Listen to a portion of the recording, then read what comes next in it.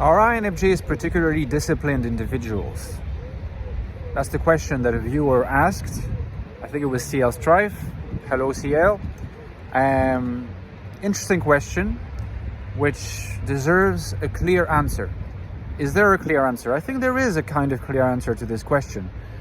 And the answer would be, well, not particularly disciplined, not particularly lacking in discipline.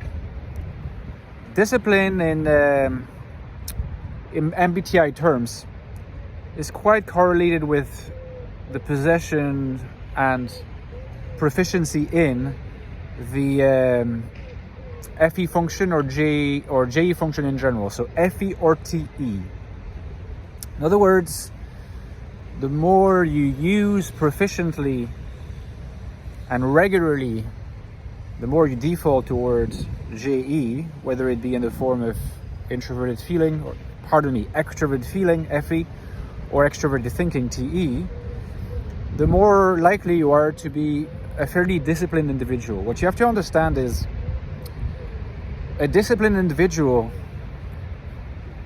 is someone who will take a disciplined approach to a particular task, particular activity, regardless of whether or not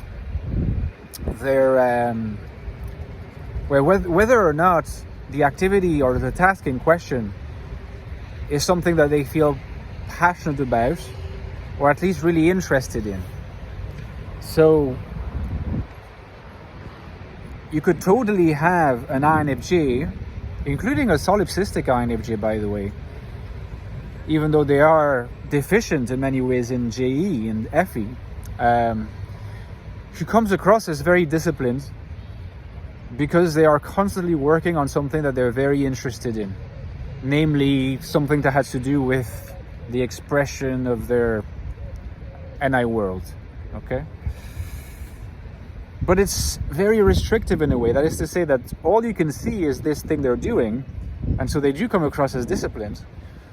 But the real reason why they're disciplined about it is that they're selectively choosing to only focus on what they're really interested in. So it's not a very adaptive strategy for most people. It could be for someone who's a genius in their discipline, and that discipline happens to be socially valuable, socially useful. Here we might talk about something like the mechanism of sublimation in Freudian terms that you might be familiar with. But most of the time, people who are super disciplined about something they're passionate about, I mean, it's better than not being disciplined even about something you're passionate about. But if you're not even disciplined when it comes to what you're passionate about, well, you're in a really tricky situation. So what's true is that INFJs can often be very fixated on something they're passionate about, and when it comes to that, it seems that they tend to be disciplined about it. But it just means they're committed to it. It's not really discipline in the sense that we understand the terms, the sense that makes it meaningful, right? That is to say, even if you're not passionately committed to it, to this topic, to this task, you're still taking it seriously, you're still being rigorous, you're still being reliable and regular in your interactions, in the work you do. You're disciplined, not just in relation to a task you love, but in relation to just how you manage life in general. And the extent to which an INFJ will be disciplined in this respect is just the extent to which they have FE well developed and often used. And of course, these two aspects, use and proficiency, are quite aligned, quite correlated. And here you have really all varieties of INFJs. INFJs that don't have FE well developed, in which case I would actually call them very non-disciplined.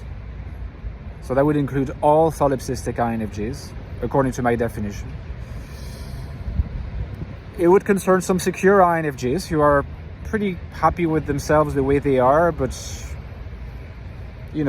develop FE, but don't prioritize it.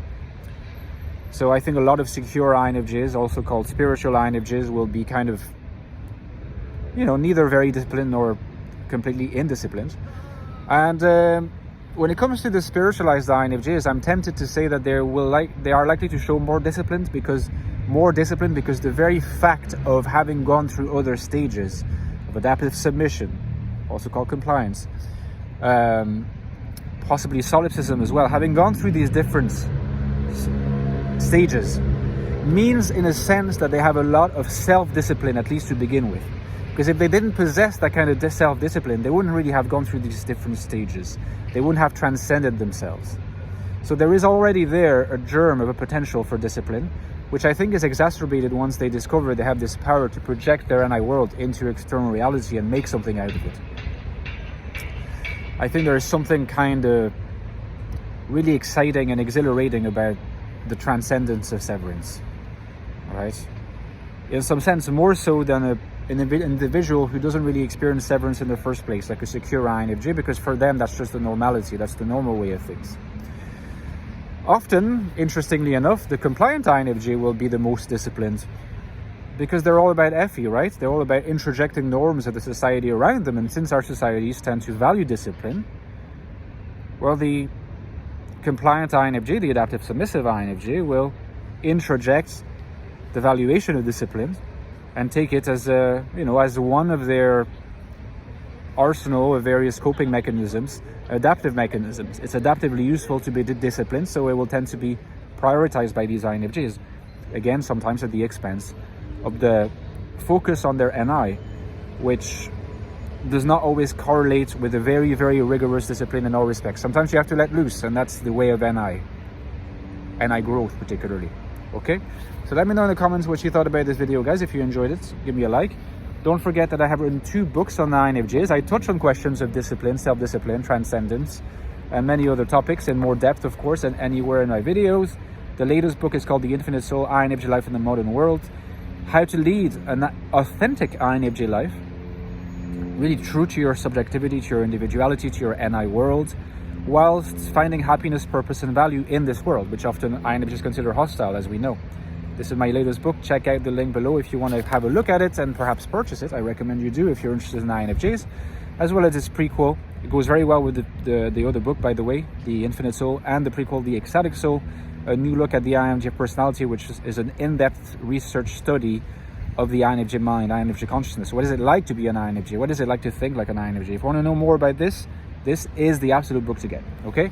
And as usual, guys, if you want to support my work, if you want to support my INFJ channel, I very much depend on your kind support, your kind donations. There's a link to Patreon down there. You can support me from $3.50 a month. Helps massively to keep me going, to help me keep the channel going. You can interact with me there, access bonus content, bonus video contents every 2 weeks, as well as the growing community. Consider it, you'll love it, and I'll talk to you soon. Bye-bye, guys.